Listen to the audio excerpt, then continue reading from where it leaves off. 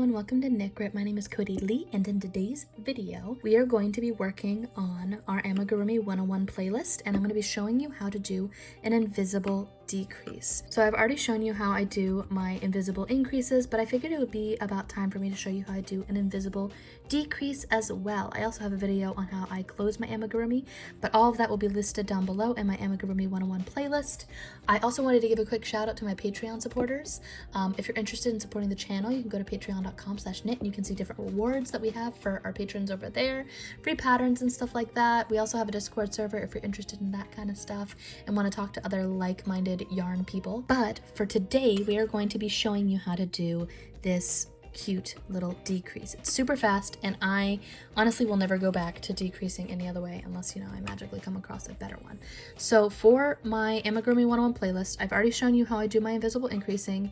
I've gone around through my front loop only, and I have this very nice looking round. A big thing that I do and that I talk about when it comes to minimizing my stitches and the appearance of increases and decreases is, instead of doing something called stacking my stitches and stacking my increases, which looks a bit more, let me see if I can find my sample over here, which makes your amigurumi, when you stack them, your stitches are all lined up on top of each other. That makes it so that the holes are a bit more apparent and also gives your amigurumi a bit more of a hexagonal shape. You want your work to look a bit more round. So I do something called staggering my increases, which I'm going to show some charts right here just to give you an idea of what that looks like. But essentially, you take the rows of decreases or increases that have an even number between them, and you split that even number across. So say here, we would be originally, if we're stacking them, we would single crochet 4 and then decrease the 2 stitches right there. But with a staggering method, we're essentially going to single crochet 2, decrease these 2, and then single crochet 2. That way, it's not all lined up and it hides your stitches because they're a little bit more staggered across places and you can't tell where it is essentially. That's what I did for this ball, and you cannot tell for the life of you, at least I can't, where any of these decreases are. So I'm going to show you how I do that real quick. Another way that you can make an invisible decrease is the way that you do the decrease itself. So for this row, we're not going to single crochet 4, we're going to single crochet 1 and 2, and then we're going to decrease. So if you look at your loops here, you have a front leg and you have a back leg right here.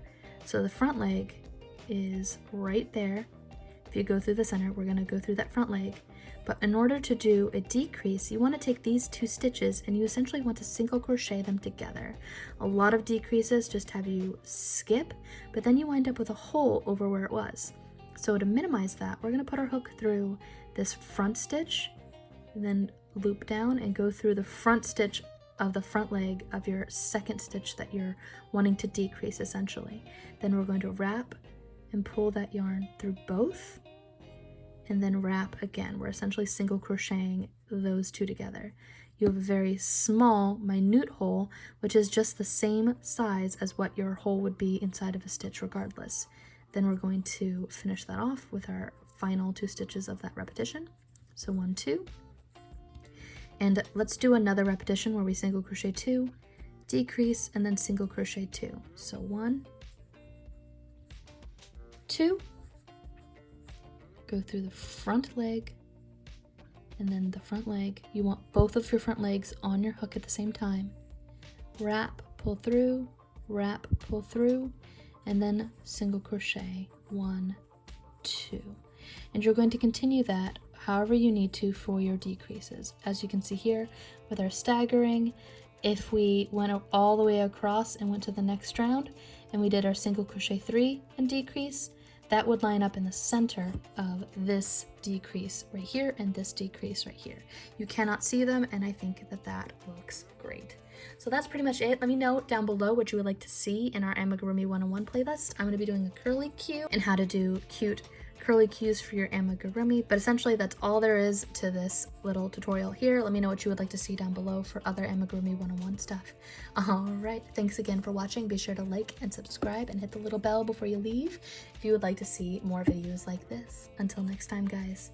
Bye!